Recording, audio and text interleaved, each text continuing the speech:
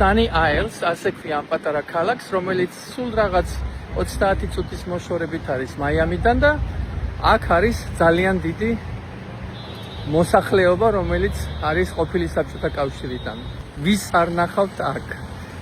ქართველებს, რუსებს, უკრაინელებს, ყაზახებს, უზბეკებს. ყველას. მეორე ყველაზე დიდი ჯგუფი, რომელიც აქ ცხოვრობს, არის ბრაზილიელები. აი ამ პატარა ქალაქისათვის დამახასიათებელია მეტიწილი რუსულად მოსაუბრე მოსახლეობა და მეორე დიდი ჯგუფი არის ბრაზილიელები.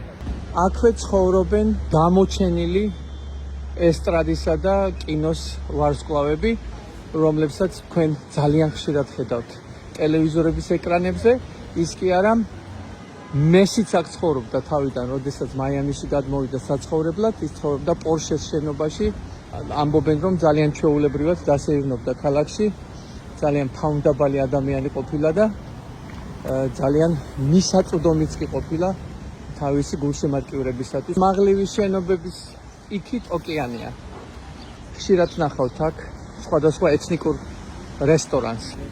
რუსულ საუბარს ძალიან ჩვეულებრივად გაიგებთ. მე მგონი 350,000 რუსულად მოსაუბრე ადამიანი ცხოვრობს Sunny Isles-ში.